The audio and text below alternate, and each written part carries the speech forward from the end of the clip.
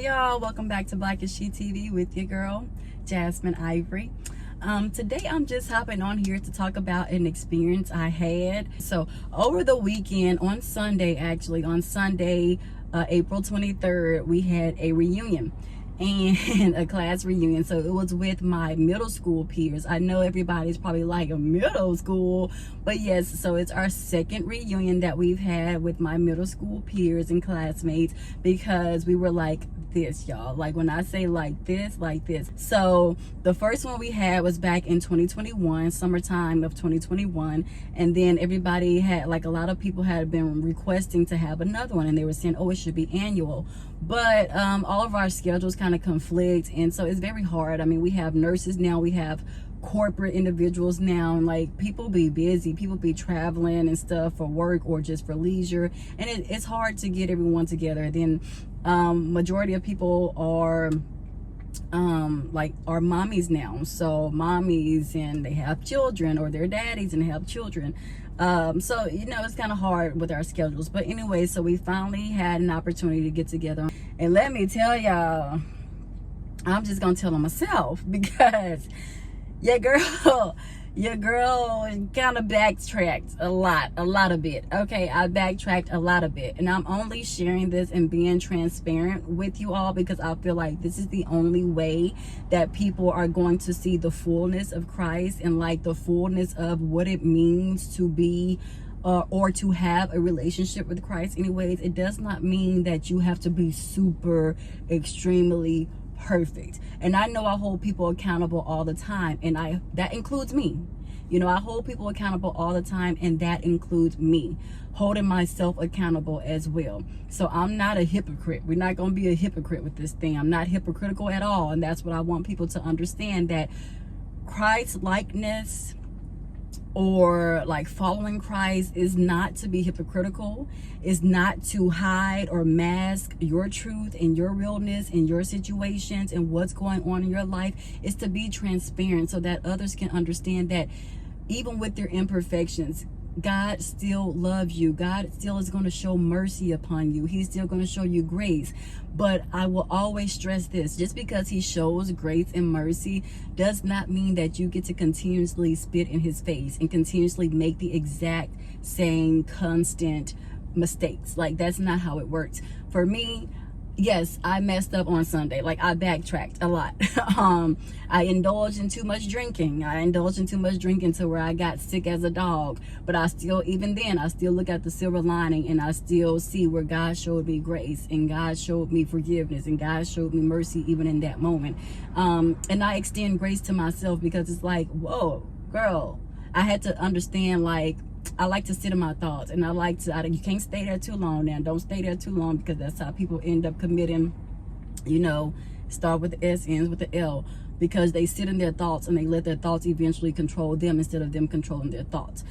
So I control mine with just prayer, and then I sit in it, and I try to learn from it always. Like, what was the root cause of, like, why did I get like that? Why did I feel the need to get like that? What happened was, y'all, like, I was mixing, but I was still responsible. I still stayed the night at her house, at my homegirl's house, who we had the event at. I stayed the night at her house. I left at like 5:30 in the morning, and I would have left later than that, but I left a little bit earlier because my mom called me. I was just that tore up, y'all. I just fell asleep. I ain't even let nobody know my whereabouts. I mean, my mama knew I was there because I called her when I got there and let her know I was safe and sound, and that I arrived at her house earlier that day. But I didn't call her and let her know, like, hey, I'm staying the night over here, because I was just, yeah, I was just a little out of it. Not my proudest moment, but you know, God gives us grace. I know that can never happen again. Like, I know that can never happen again. I don't know how I allowed that to happen. I guess just with so much going on, which is not an excuse. It's not an excuse. I take full responsibility, because I should not have let it get that out of control. But it was like one of those things where I didn't even realize that I was already at my limit. Usually I'm pretty good about monitoring myself, and then just like not overindulging or whatever. But I guess, you know, sometimes things happen, and I'm aware that sometimes things happen that we don't necessarily know is happening in that moment or at that time. Now going to carnival and stuff, because I know people might try to come from my neck, but I thought you was talking about carnival and then you did this. First of all, you can't come at me about something that I'm exposing about myself. That's the whole point of me exposing myself. Like, you can't come at me about anything, because I could have kept this to myself, but it's not. It's bigger than me. Like, what would it benefit me to keep this to myself when it's somebody out there that's being hard on themselves because they took like they went backwards? That's why I'm sharing this, because it's like, when people come to Christ, they get so hard on themselves when they mess up or make a mistake or backtrack, and it should not be like that. Like, you shouldn't. However, you definitely should learn from that mistake. You make a mistake to learn, and you learn not to make the same mistake. That's what my dad always says. So that's what I'm trying to get people to understand. Like, I'm not perfect. No one will ever be perfect. You can only strive. Hold on, this truck is coming and it's loud. That's the only thing about Car Chronicles. Okay, but so yeah, you learn, you make mistakes to learn, and you learn to not make those mistakes again. And that's so true. And it's okay to show yourself grace. Now, I can't be on here, and I won't be on here saying, oh, I'm gonna show myself some grace and I messed up, and then this Sunday come around and I do it again, and I'm on here on next Thursday talking about, oh y'all, I did it again. And then the next week come around and I come back on here saying, oh y'all, I done did it again. No, that's no longer a mistake. That's a choice. At that point, that's a choice, and you gotta hold yourself accountable. And that grace, sometimes you gotta, like, to what extent do we continuously show ourselves and others grace? Like, to what extent? Because people gotta eventually start being held accountable for their actions. And like I said, I'm holding myself accountable just like I hold everybody else accountable. I'm not exempt to anything either, but I do try to always put myself in environments where I'm not like out of my character and out of my godliness. Like I said, this was a true slip up, and it happens. I understand it happens, but I'm not gonna be hard on myself because it happens. Like I said, I didn't even realize, like I'm telling y'all, we were just having so much fun and enjoying ourselves, and everybody was like, shots.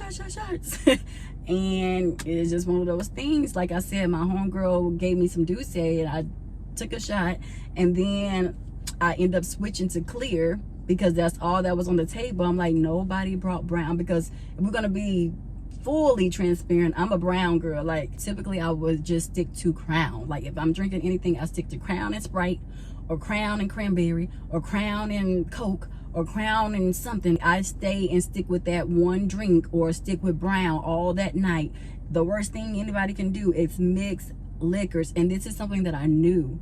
But I'm like, this is the only thing that they literally have. Like, if I would have known that before taking her that drink of brown, then I wouldn't have even taken a shot of her brown. If I would have known that only thing that was on the table was clear liquor. So I didn't notice that until after the fact, when I went over there to actually start talking to everybody.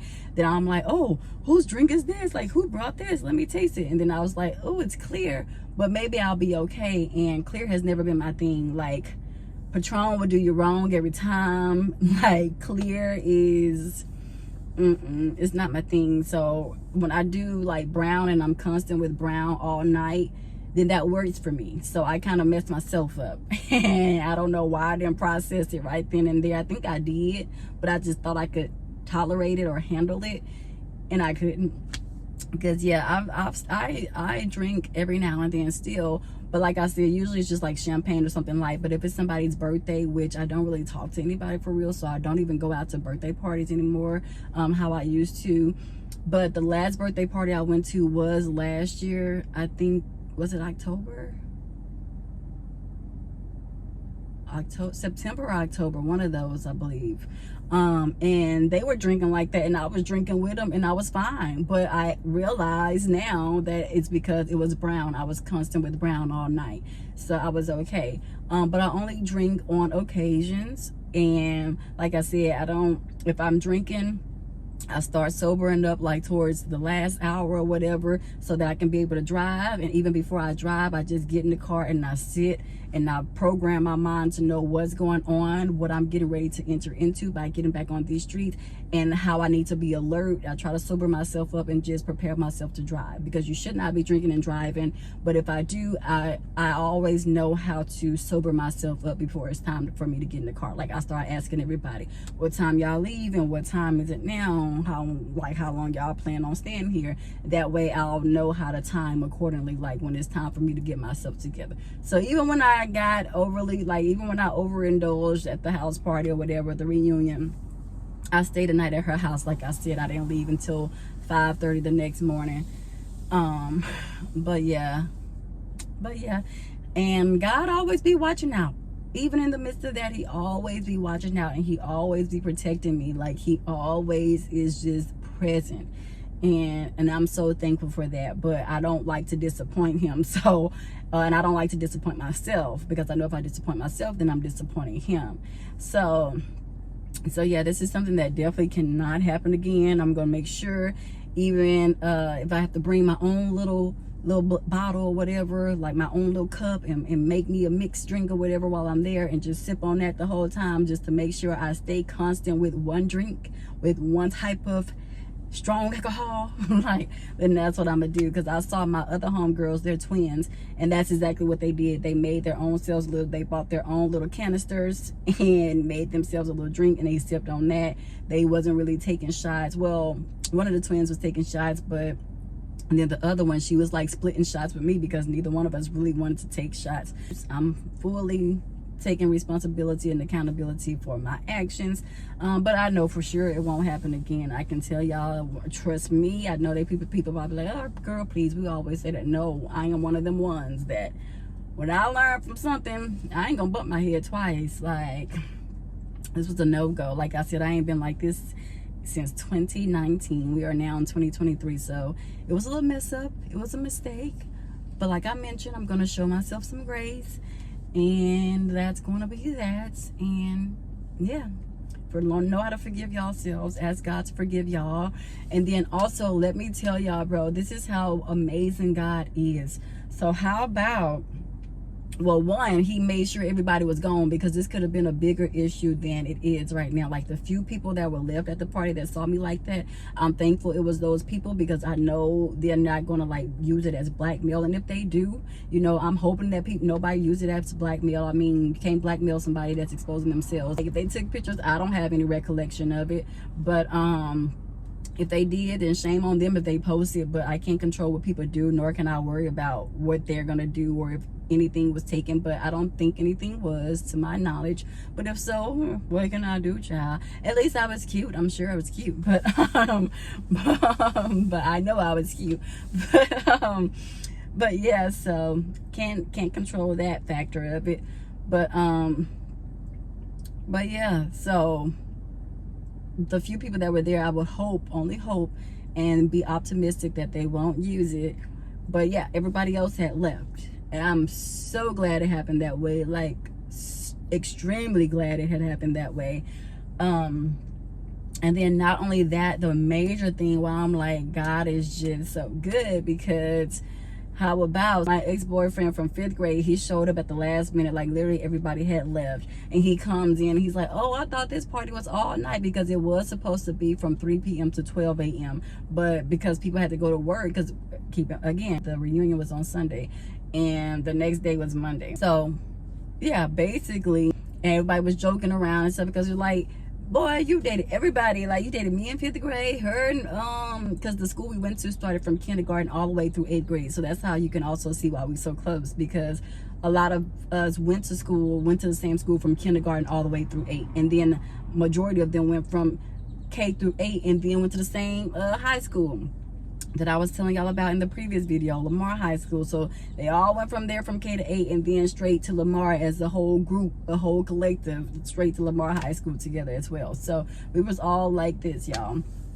And so yeah, I was like, boy, I dated you in 5th grade. Apparently she dated you in 6th grade, and then you tried to talk to her in 7th grade. So anyway, he came, and after they put me on the couch or whatever and got me organized and together and stuff, he ended up leaving. And then when he got in the car, apparently he said, and it's just through a text message, that we're communicating the next day, because of course he reached out and he was like, hey, you good, just checking on you, because he was there. Oh my god, it was just so embarrassing, but I have to be truthful with y'all. So girl, the mama gotta do better, girl, gotta do better, sister girl, like my uncle say, gotta do better, sister girl. Come on, sister girl. But I was like talking to my mama, sister girl. Oh, sister girl. But anyway, so yeah, so they put me on the couch. He left and he said he started driving, and as soon as he started driving, he could just feel himself like, whoa, wrong decision, wrong decision. So he turned back and came back to my homegirl's house, but I was knocked out, she was knocked out, nobody came back to the doors. This is what he's explaining to me the next day. Nobody came back to open the door. And that's why I say how God is just always working. And when he knows like your heart, true heart, when he knows your soul, when he knows your spirit, when he knows that you continuously strive to have a great relationship with him, and that you strive to be a decent person every day, a decent human being that's righteous under his eyes, he's still gonna look out for you. And I'm like, do you know, do y'all understand what I'm saying, bro? Like the possibilities of what could have happened. Like imagine if I would have opened that door for him. I don't know what anybody is capable of, and I'm not just saying this about him. I'm just like, you never know what anybody is capable of with the world that we live in. You never know what's on somebody's mind. And then if you pay close attention, I just said that he had also indulged in too much to drink, which is why he made a U-turn to come back to her house.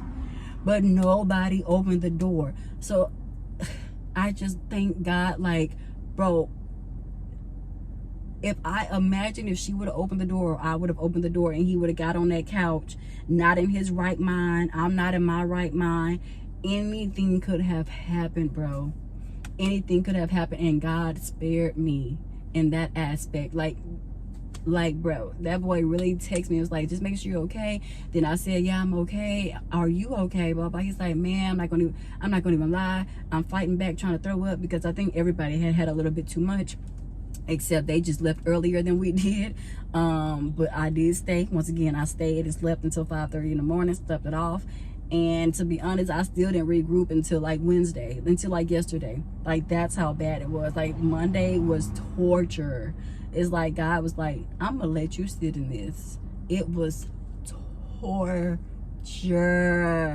I'm like, how did I do this to myself? Like, how did I get to that point? Like, Lord, and I was really talking to him like, Lord, why did you let me get to this? Lord, again, free will. The Lord don't make you do anything. We do that to ourselves. And I was like, you know what, Lord, I'm sorry. I don't even know why I tried it with you. I know it wasn't you. It was me, 1000%. Like, my apologies. Forgive me for even putting that on the tip of my tongue to say to you. Like, and I know better. Like, come on now.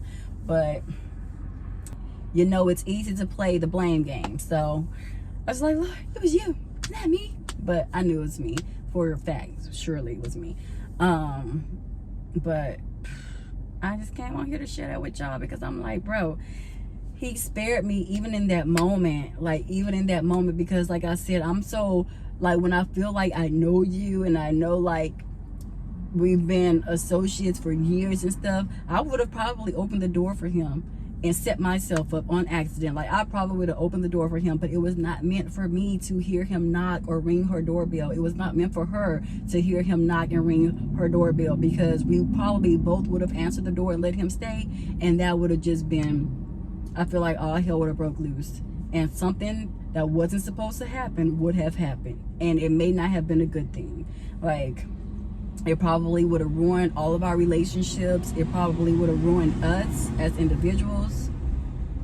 So yeah, it's just like in that moment, even God just like spared me. Like, he was still showing me mercy and like having mercy on me and just protecting me and reminding me that he is always my shield and my protector.